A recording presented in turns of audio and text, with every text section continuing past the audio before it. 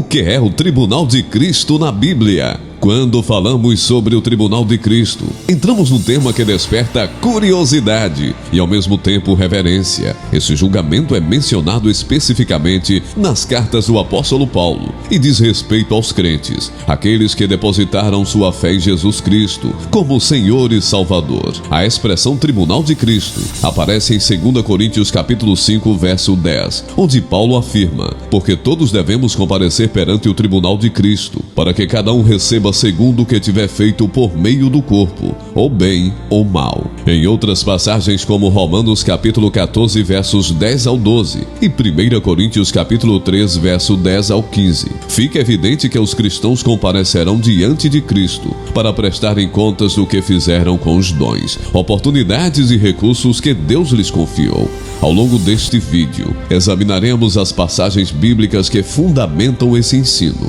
Porém, antes de começarmos, eu lembro você a deixar seu like, compartilhar o vídeo e se inscrever no canal. Para compreender o Tribunal de Cristo, é essencial lembrar que a salvação não é conquistada por méritos humanos, mas é resultado da graça de Deus, mediante a fé. Isto significa que todos os crentes que um dia se apresentarão diante do Tribunal de Cristo já foram salvos, justificando-se unicamente pela obra consumada de Jesus na cruz. Romanos capítulo 3, versos 24 a 26. Se a salvação é dom gratuito, então qual é a finalidade de um julgamento para quem já é salvo? A resposta está na distinção entre justificação e recompensa. A justificação é o ato de Deus pelo qual ele declara o pecador como justo, com base na fé em Cristo. Essa realidade é fundamentada na obra redentora de Jesus, que cumpriu a lei e se ofereceu como sacrifício pelos nossos pecados. 2 Coríntios capítulo 5, verso 21. Já a recompensa no Tribunal de Cristo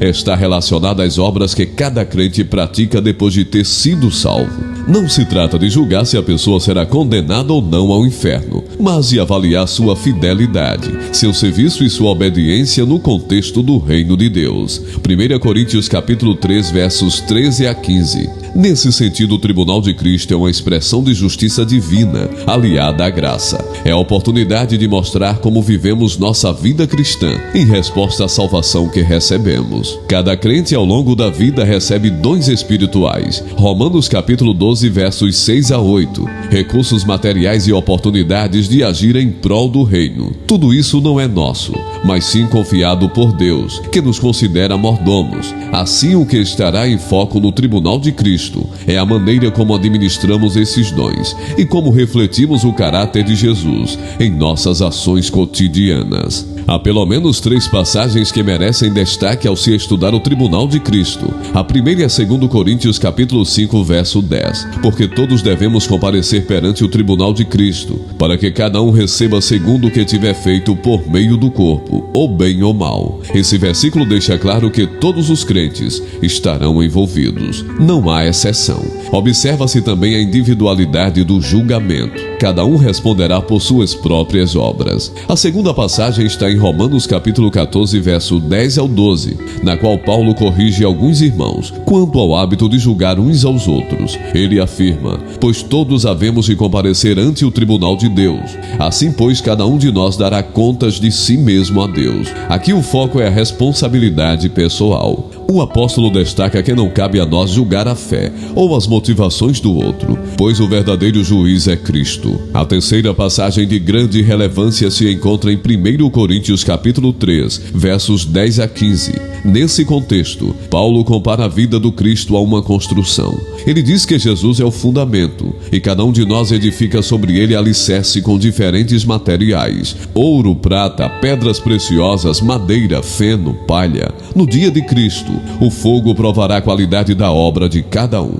As obras que forem de valor eterno permanecerão, resultando em recompensa. As que forem frágeis serão queimadas, e o crente sofrerá perda, ainda que ele próprio seja salvo como que pelo fogo. Assim, esses 3 blocos de ensino se complementam, oferecendo uma visão clara de como cada cristão responderá pelos atos praticados neste mundo. Diferenças entre o Tribunal de Cristo e o Grande Trono Branco.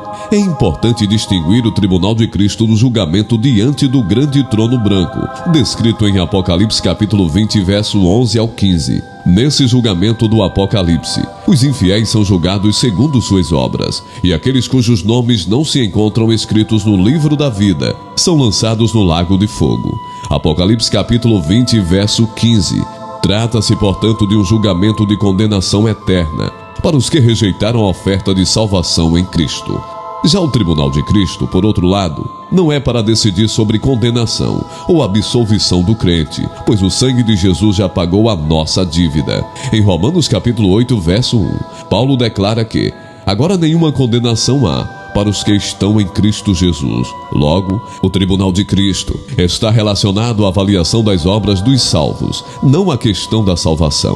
Ali não se tratará de punir, mas de recompensar, ainda que haja a possibilidade de perda de galardão para aqueles cujas obras não resistam ao teste divino. Outra distinção é o momento em que ocorre cada julgamento. Muitos estudiosos defendem que o Tribunal de Cristo acontecerá logo após o arrebatamento da igreja. Independe de ser antes ou depois da grande tribulação, enquanto o julgamento do Grande Trono Branco ocorrerá depois do milênio. Apocalipse capítulo 20, versos 7 a 10. A Bíblia deixa claro que os crentes e os ímpios não serão julgados de forma conjunta, no mesmo tribunal, pois há propósitos diferentes, avaliação de obras para uns e veredito eterno para outros. O próprio Senhor Jesus afirma em João, capítulo 5, versículo 24: em verdade vos digo, quem ouve a minha palavra e crê naquele que me enviou, tem a vida eterna. Não entra em juízo, mas passou da morte para a vida.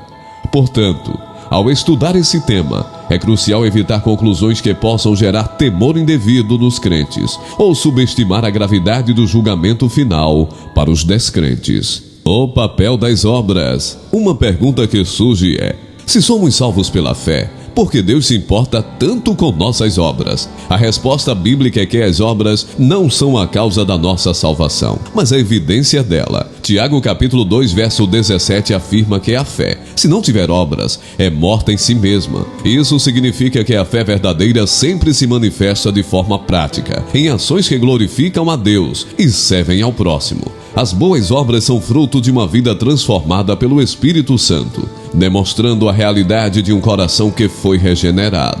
Em Efésios capítulo 2, verso 10, Paulo lembra que somos feitura dele, criado em Cristo Jesus para boas obras, as quais Deus preparou para que andássemos nelas. Ou seja, não apenas fomos salvos da condenação, mas também fomos salvos para servir a Deus, praticando atos que reflitam o amor de Cristo no mundo. Essas obras podem incluir ações de misericórdia, evangelização, discipulado, uso dos dons espirituais e atitudes de integridade no dia a dia. No Tribunal de Cristo, essas obras serão pesadas ou provadas pelo fogo. A motivação por trás delas também será avaliada, pois Deus sonda o coração. 1 Crônicas capítulo 28, verso 9. Não se trata apenas de realizar atos externos, mas também de fazê-los por amor, em obediência e com humildade. De nada adianta desenvolver um grande ministério movido pela vaidade, pois no dia de Cristo, o que prevalecerá será a verdade do coração. Assim, as obras realizadas em retidão e fé serão recompensadas, enquanto aquelas feitas por orgulho ou interesses mesquinhos não terão valor diante de Deus. Os diferentes tipos de obras. A Bíblia menciona diferentes tipos de obras que os cristãos realizam após ter recebido a salvação. Em 1 Coríntios capítulo 3, versos 11 ao 15 está escrito: porque ninguém pode pôr outro fundamento, além do que já está posto, o qual é Jesus Cristo. E se alguém sobre este fundamento formar um edifício de ouro, prata, pedras preciosas, madeira, feno, palha, a obra de cada um se manifestará. Na verdade, o dia a declarará, porque pelo fogo será descoberta, e o fogo provará qual seja a obra de cada um. Se a obra que alguém edificou nessa parte permanecer, esse receberá galardão. Se a obra de alguém se queimar, sofrerá detrimento, mas o tal será salvo, todavia como pelo fogo, Paulo esclarece que, em se tratando de edificação espiritual, não há outro fundamento além de Cristo. Isso significa que toda obra cristã genuína tem que começar nele e depender da sua graça e verdade. Quando o texto fala em edificar sobre o fundamento, entende-se como tudo aquilo que um cristão faz, isto é, sua vida de serviço, a forma de conduzir seu ministério, seu caráter e suas motivações. Vejamos algumas das obras descritas. Ouro, prata e pedras preciosas. 1 Coríntios capítulo 3, verso 12. Esses materiais simbolizam a obra de valor duradouro, que resistem à prova do fogo. Na cultura antiga, ouro, prata e pedras preciosas eram materiais não apenas raros, mas que suportavam o calor sem serem destruídos. Podem ser entendidos espiritualmente como 1. Fé genuína e obediência sincera. O ouro, a prata e as pedras preciosas podem representar a obediência motivada pelo amor a Cristo, pela verdade da palavra e pela fé viva. 2. Serviço movido pelo amor. Quando servimos a Deus e ao próximo sem buscar reconhecimento humano, mas visando a glória de Deus, estamos construindo com materiais resistentes. 3. Motivações puras. Obras praticadas com humildade, integridade e sinceridade, cujo foco é exaltar Jesus e edificar o reino. Aquilo que é feito por amor à verdade. João capítulo 14, verso 15. 4. Fruto do Espírito. Características como amor, alegria, paz, paciência, benignidade, bondade, fidelidade, mansidão e domínio próprio.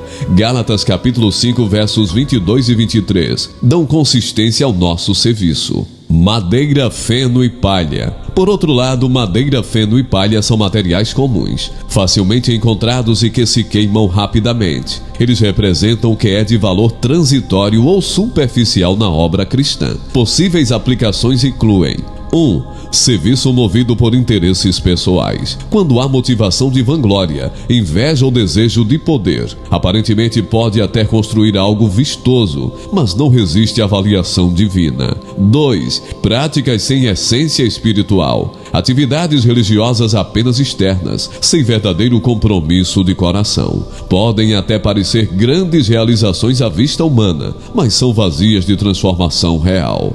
3. Pecados não confessados e falta de arrependimento. Se uma vida cristã é marcada por uma fachada de santidade, mas há indiferença ao pecado, as obras resultantes carecem de autenticidade.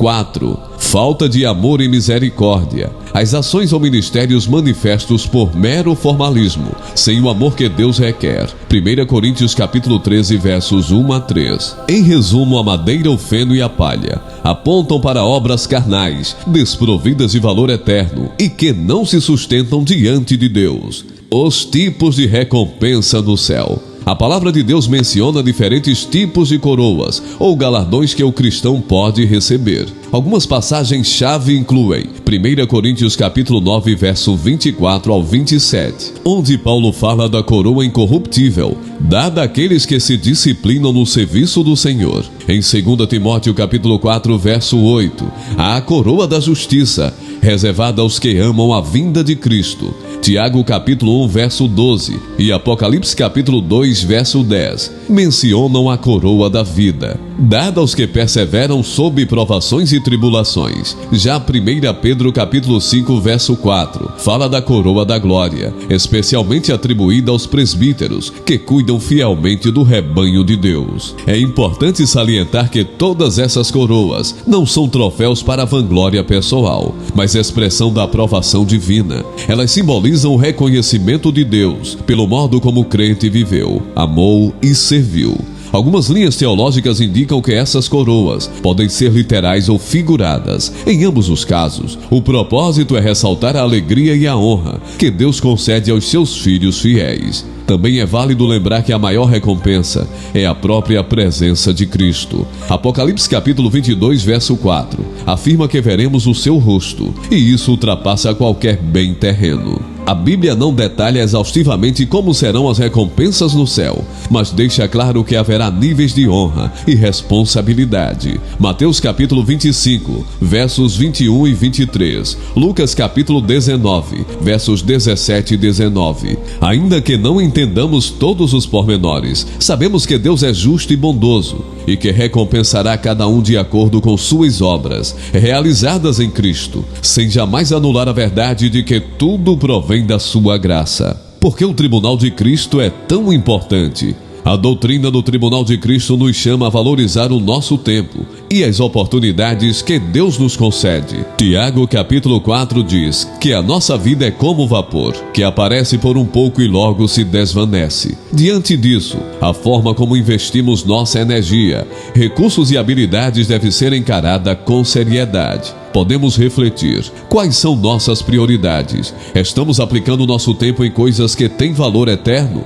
ou apenas em prazeres momentâneos e superficiais? Outra implicação é a vigilância sobre a pureza do coração. Jesus ensinou que o Pai procura adoradores que o adorem em espírito e em verdade. João capítulo 4, versos 23 e 24. No tribunal de Cristo, Deus não apenas julgará nossas ações, mas também as intenções por trás delas. Isso deve nos levar a uma autoanálise constante, pedindo que o Espírito Santo revele áreas de pecado, orgulho ou hipocrisia. A confissão e o arrependimento sinceros mantêm o cristão sensível à vontade de Deus e evitam o endurecimento espiritual. 1 João capítulo 1, verso 9. Além disso, o tribunal de Cristo nos encoraja a perseverar no serviço cristão. Ainda que enfrentemos incompreensões ou ingratidões neste mundo, muitas vezes atividades que realizamos em secreto, orar por alguém, visitar um enfermo, dar uma palavra de encorajamento, podem parecer pequenas e sem importância aos olhos humanos, mas serão lembradas por Deus. Hebreus capítulo 6, verso 10 assegura: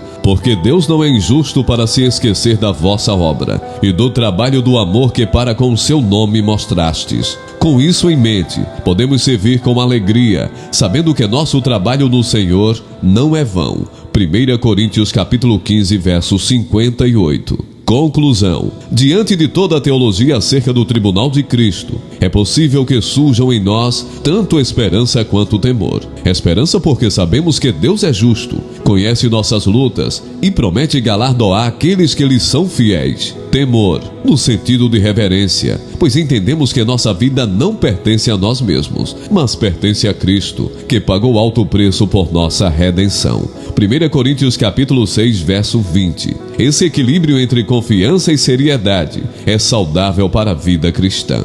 Outra reflexão importante é que, embora o tribunal de Cristo trate da avaliação de obras, jamais podemos nos esquecer de que a salvação é totalmente garantida em Jesus. Não há espaço para arrogância ou comparação entre os crentes. Paulo chegou a dizer: porque quem te faz diferente? E que tens tu que não tenhas recebido? 1 Coríntios capítulo 4, verso 7. Todas as nossas habilidades e recursos procedem de Deus, e se há fruto em nosso ministério, isso se deve à graça e à capacitação que vem dele. Assim, a humanidade deve nos acompanhar na caminhada de fé. O tribunal de Cristo coloca em perspectiva o valor verdadeiro da nossa jornada na terra. Em Colossenses capítulo 3, versos 1 a 2, somos orientados a buscar as coisas do alto, onde Cristo está, assentado à direita de Deus. Ao definirmos nossa mente e coração nas realidades celestiais, encontramos motivação para viver de maneira distinta, auxiliados pelo Espírito Santo. Em última análise, o tribunal de Cristo aponta para a grandeza da graça de Deus. É Ele quem, mediante o sacrifício de Jesus, nos proporciona a salvação. E ainda assim, escolhe recompensar nossa obediência imperfeita. Como bem expressa 1 Coríntios capítulo 15, verso 58, nosso trabalho no Senhor não é em vão. Assim, deixemo-nos guiar pela palavra, buscando viver de modo que agrade ao Pai, que naquele grande dia possamos ouvir do nosso Mestre: muito bem, servo bom e fiel. Mateus capítulo 25, verso 21. Esta é a glória de todo aquele que deseja sinceramente honrar a Cristo e usufruir das recompensas eternas que Ele preparou para os seus.